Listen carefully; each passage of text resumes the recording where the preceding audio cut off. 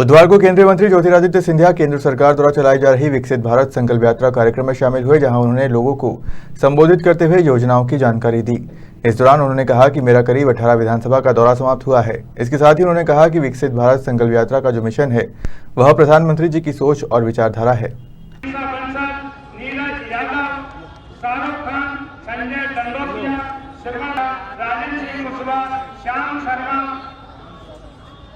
बल्लूभाई बुंदेला, मदनलाल चौरसिया, विनोद ठाकर, मोहन लाल, अरुण तिवारी, दिनेश ग्वालियर ग्रामीण श्री कौशल शर्मा जी से विनम्र आग्रह करूंगा श्रीमंत का स्वागत करें। महाराज साहब का जोरदार स्वागत करें और उसके पश्चात संपूर्ण मंच का स्वागत करें। एक बार जोरदार कर्तव्य ध्वनि से स्वागत है। संपूर्ण मंच का स्वागत हो। तालियों की गड़गड़ाहट इस प्रकार हो कि आवाज एक ऐसी गूंज के जाए कि ऐसा मंच हम इस खिलाड़ियों के हॉकी स्टिक की पुताई करने के पश्चात श्रम विभाग के जो हमारे अधिकारी हैं उनमें धर्मेंद्र भदौरिया जी, इसके बाद आयुष्मान कार्ड के जो अधिकारी हैं उनमें श्रीमती शशि यादव, जसवीर सिंह, श्रीमती उषा गुप्ता, अशोक गुप्ता, भरोसेलाल आयुष्मान कार्ड के अधिकारी हैं। इसके बाद खेलो इंडिया के अंतर्गत स्टिक पुताई की जा रही है। दीपक चैटर्जी, निर्मल चैटर्जी, श्री सौरभ राठौर, भगवान सिंह जी, कैमरा सुनाई पड़ रहा क्या तेरे को? निखिल परिहार, सुनील परिहार, शशि धानोक, रामरतन धानोक, वंश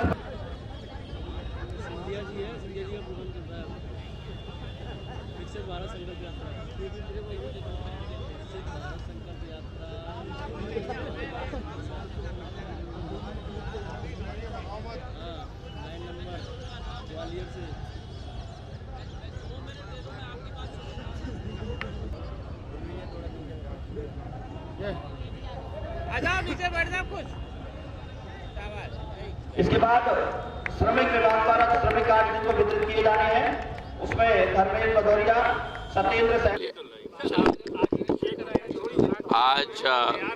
आज हमारे साथ सचिव नागर विमानन मांग साहब,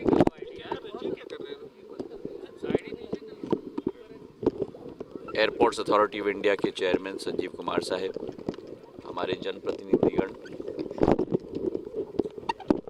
मंत्री जी प्रदुम सिंह जी, अभय चौधरी जी, सब लोग संयुक्त रूप से हम लोग यहाँ उपस्थित हैं। ग्वालियर के लिए ये एक ऐतिहासिक पल है जब ग्वालियर राष्ट्र के मानचित्र पर नहीं लेकिन मैं मानता हूँ कि विश्व के मानचित्र पर उभरने के लिए तैयार हो चुका है। ग्वालियर में ये हवाई अड्डा हम सब लोगों का सपना था, आप लोगों का सपना था, हमारा सपना था। और आज जो निरीक्षण हमने पिछले 1.5 घंटे से किया है, बारीकी की बारीकी काम हमने देखा है। एक भव्य विमानतल एयरपोर्ट्स अथॉरिटी ऑफ इंडिया के द्वारा, जिसमें इतिहास भी है, संस्कार भी है, संस्कृति भी है और आधुनिकता भी है। चारों चीज़ों का संगम इस एयरपोर्ट में आपको देखने को मिलेगा। आज पूर्ण एयरपोर्ट का हमने निरीक्षण किया है बारीकी से और कई निर्देश मैंने दिए हैं जनप्रतिनिधियों का, प्रशासन का और हमारे मंत्रालय के सचिव एवं एयरपोर्ट्स अथॉरिटी ऑफ इंडिया के निर्देशक, सभी का समन्वय बनाकर कई मुद्दों पर हमने निर्णय लिए हैं।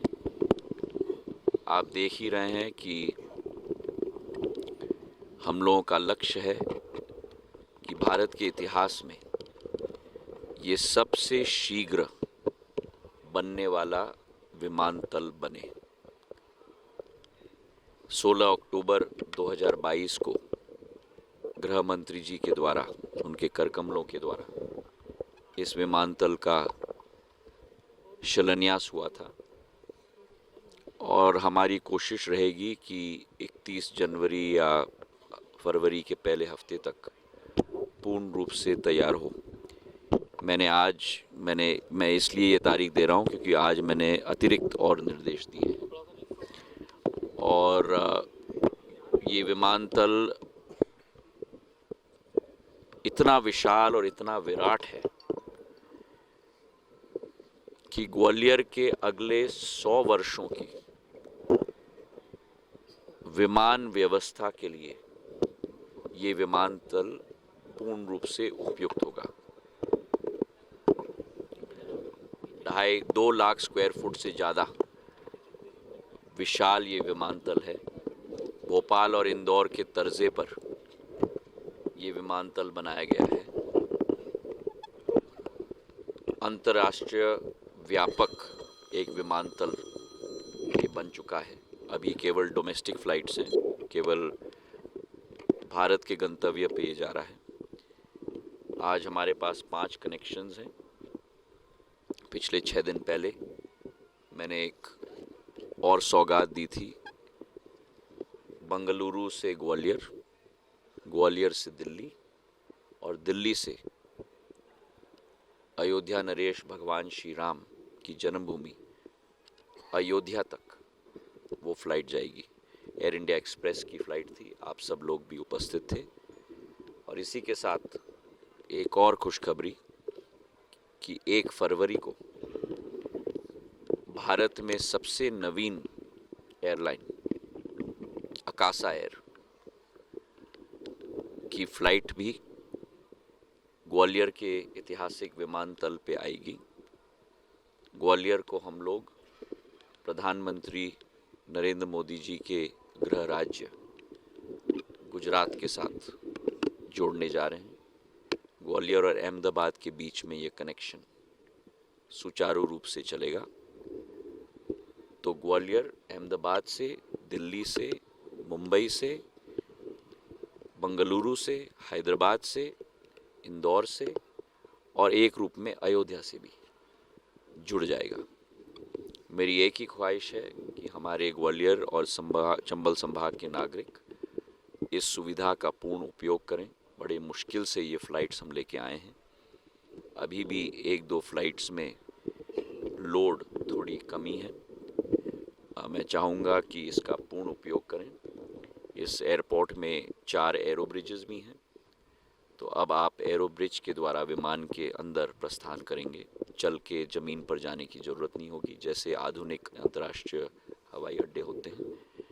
और कई चीज़ें इस एयरपोर्ट के अंदर हैं जो अभी मैं आपको नहीं बताऊंगा, क्योंकि अभी मैं बताऊंगा तो फिर पूरा मज़ा ही ख़त्म हो जाएगा। प्रधानमंत्री मोदी जी का समय लोकार्पण के लिए जब तैयार हो जाएगा तब हम लोग ज़रूर निवेदन करेंगे और फिर जो भी निर्णय होगा वो सरमाते होगा और हम लोग अगले 7-10 दिन में इसको तैयार करके फिर हम सारे विकास कार्यों से ऐसा लग रहा है कि इस बार सिंधिया जी कयास लगाए जा रहे हैं कि ग्वालियर लोकसभा से चुनाव लड़ेंगे। देखिए, मेरी सोच विचारधारा विकास और प्रगति के साथ जुड़ी हुई है।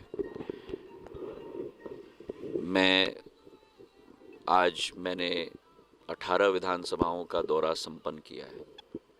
मैंने भोपाल से शुरू की, गुना जिला, अशोकनगर जिला, शिवपुरी जिला, दतिया जिला, ग्वालियर ग्रामीण, ग्वालियर शहर, भिंड जिला, मुरैना जिला, आज सबलगढ़ तक पहुंच के आखिरी सभा पद्म सिंह जी के यहाँ हुई।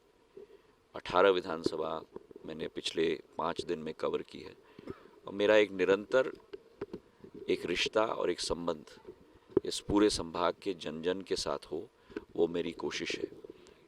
तो चाहे ग्वालियर हो, चाहे मुरैना हो, चाहे भिंड हो, चाहे दतिया हो, चाहे गुना, अशोकनगर, शिवपुरी हो, चाहे पूरा मध्य प्रदेश हो, जहाँ भी मैं अपना योगदान दे पाऊँ मैं अपना सौभाग्य मानता हूँ और इसलिए विकास और प्रगति के साथ मेरा दिल जुड़ा है, जो जिसके साथ आप भी भली भांति परिचित हैं। 2024 के लोकसभा चुनाव में क्या स्थिति संभाग और प्रदेश और देश में क्या स्थिति होने वाली है? देखिए, मैं केवल इतना ही कहूँगा कि पूर्ण देश में प्रधानमंत्री नरेंद्र मोदी जी के नेतृत्व में तीसरी बार भारतीय जनता पार्टी की सरकार 100% नहीं 500% बनने जा रही है। और इसके सभी कारण मैंने अपने भाषण में जब भारत विकास संकल्प यात्रा की चर्चा की वो आपके समक्ष और जनता के समक्ष रखी। सबसे बड़ी बात कि भारत को एक आर्थिक शक्ति के रूप में केवल नहीं, लेकिन भारत को एक आध्यात्मिक शक्ति के रूप में भी विश्व पटल पर निखार हमारे प्रधानमंत्री जी कर रहे हैं। और इन दोनों शक्तियों का संगम जब होता है, भारत की सांस्कृतिक शक्ति, भारत की विरासत, भारत की आर्थिक क्षमता, भारत के नौजवान, तब कोई भी इस देश को नहीं रोक पाएगा। और जैसे प्रधानमंत्री जी सदैव कहते हैं, यही समय है, सही समय है। बहुत बहुत धन्यवाद। ग्वालियर से गुड्डू सविता की रिपोर्ट।